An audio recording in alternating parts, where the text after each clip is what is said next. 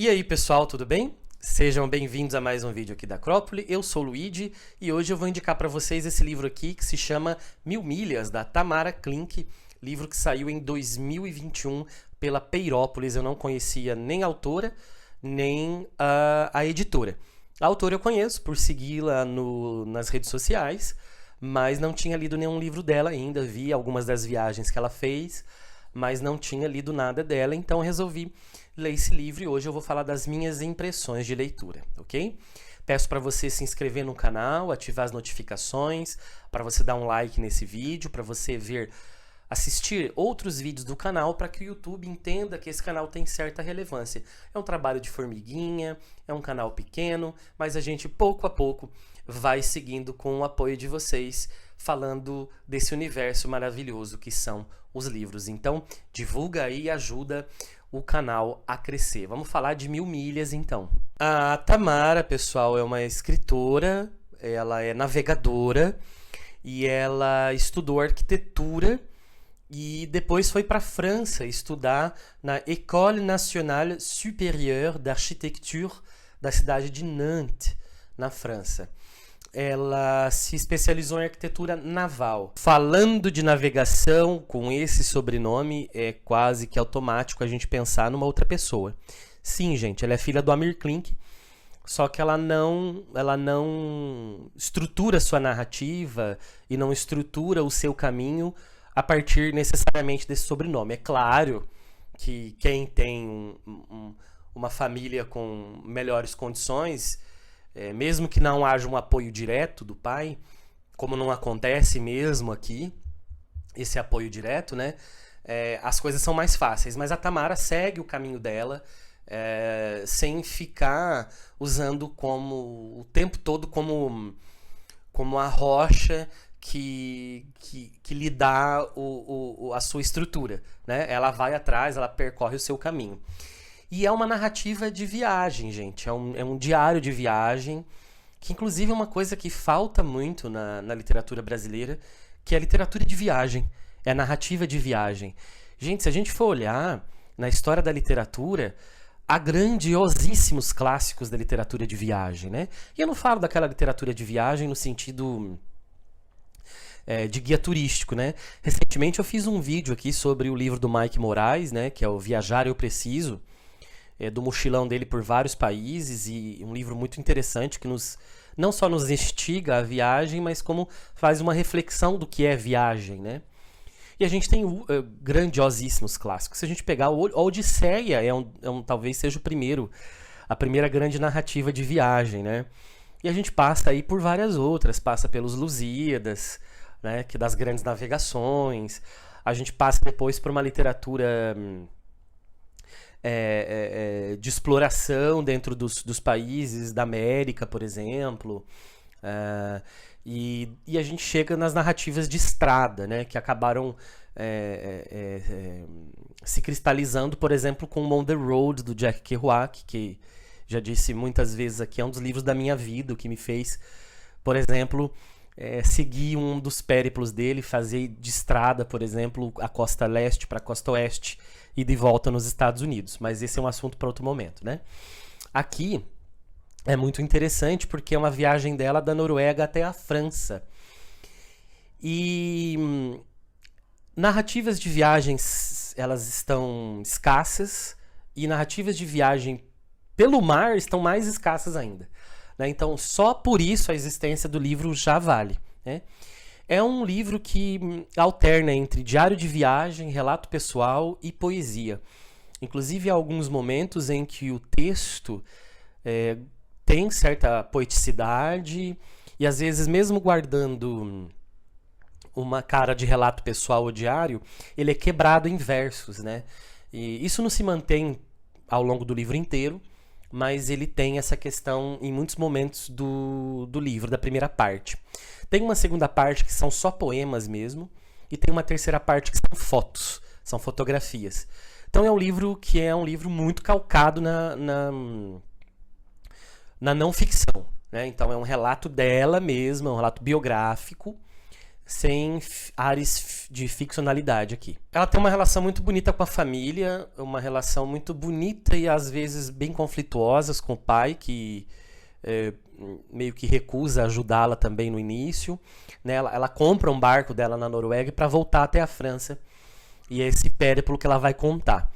Essa narrativa de viagem marítima tem momentos muito, muito bonitos.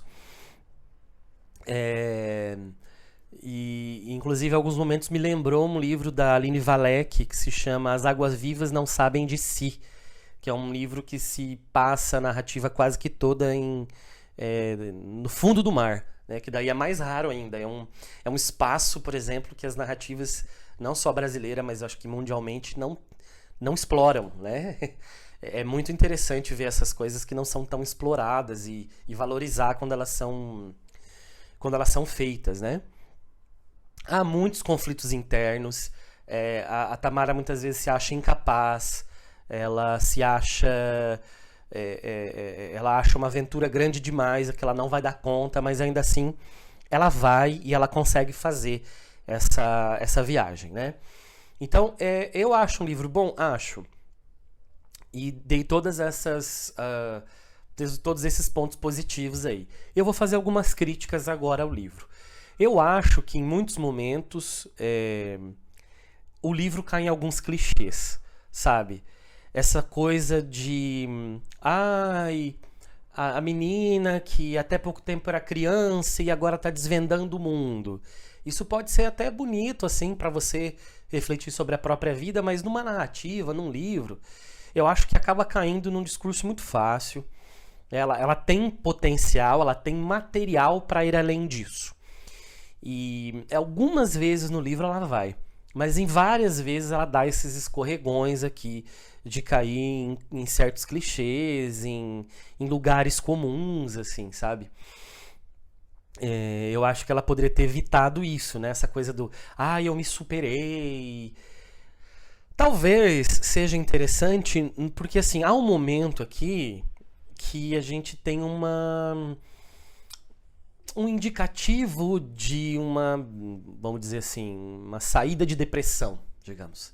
Aí talvez faça sentido nessa coisa da autossuperação, porque quem tem depressão sabe, ou quem é próximo de quem é depressivo, sabe que é uma doença terrível, né? Para você conseguir realmente tirar forças de si para fazer as coisas, né? Se eu estiver fazendo uma leitura errada aqui, peço perdão, mas eu senti isso em certo momento.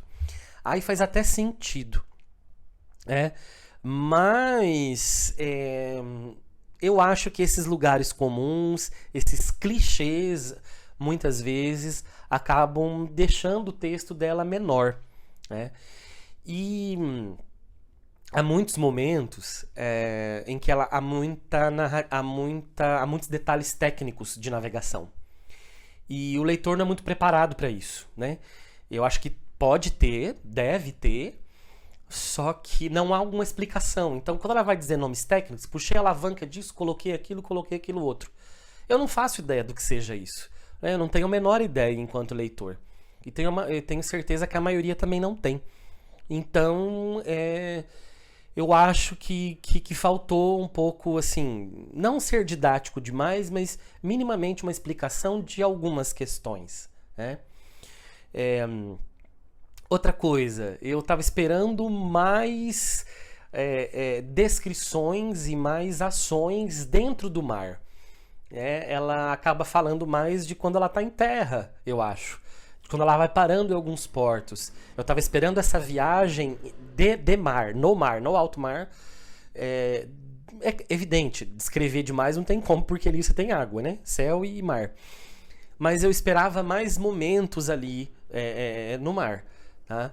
E eu acho que às vezes a narrativa ela carece um pouquinho de algumas agitações, de algumas mudanças, porque o tom às vezes ele fica um pouco monocórdico demais aqui, tá?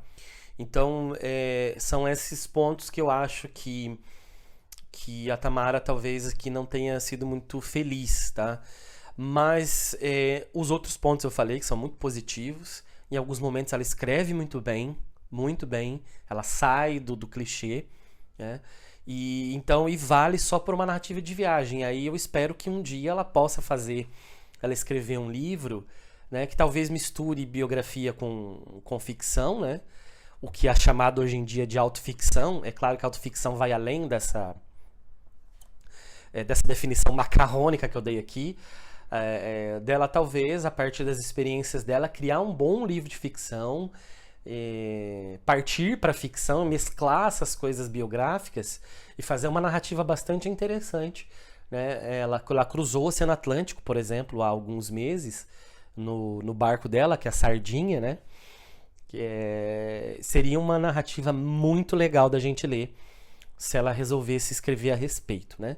Eu sei que ela tem outros livros, pelo que eu percebi, pelos títulos e pelas descrições, não parece uma literatura que me interessa muito, mas valeu muito a experiência de ler esse. Espero que em breve saiam outros livros dentro desse caminho, dentro dessa perspectiva. Beleza?